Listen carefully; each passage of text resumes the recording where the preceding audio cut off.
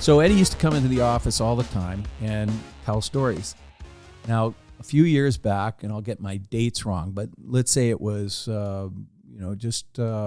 2019, I think it was, that Eddie came in and he was telling stories, and I said, Eddie, one day, and they're all, a lot of them are the same stories told over and over again. They were ingrained in my head. I said, but you got to get these down in some kind of form. He said, give us an example of one of the stories. Give us maybe one that used to stick out to you. One that he would tell you every week, but that you looked forward to hearing regardless. Well, a lot of the jokes and things that he would tell, and they were pretty off-color jokes, Yeah. Elephant in the room is Eddie was notoriously a very, how to put it?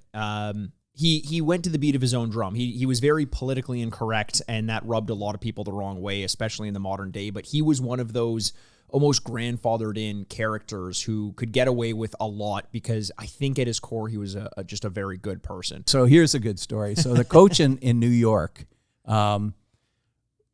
he didn't like very much. And so they were having a bad streak in New York, and he said so the coach had a team meeting, and he said, whatever you guys want to do, I want to have a meeting, and you can say whatever you want. It won't be held against you. We just need to clear up this mess. Risky thing to say when Eddie Shack is in the room. So everybody's, we got to play harder, coach. We're not playing tough enough.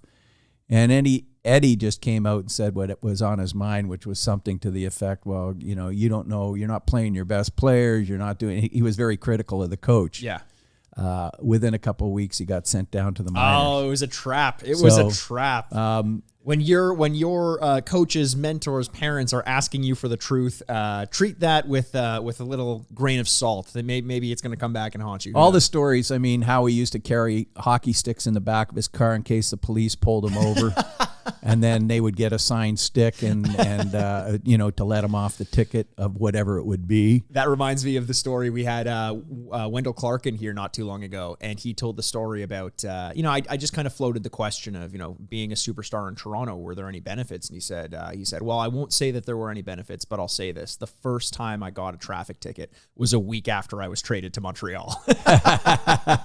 Thank you so much for watching this clip of the Sign Off, a Frameworth podcast. Just a reminder that we have full episodes of the Sign Off available wherever you get your podcasts, on iTunes, Stitcher, Spotify, Google Podcasts, and more. Make sure to like and subscribe on whichever platform you use. You can find us on Twitter at Frameworth Sport or on Instagram at Frameworth Sports. And hey, if you're not sick of me yet, you can find me on Twitter at Retrograde Mikey. Finally, feel free to send us emails with your questions you want us to answer on the show, and we may feature you live. You can do that by sending your emails to signoffpod@frameworth.com. Thanks for watching, and we'll see you with a new episode every single Thursday.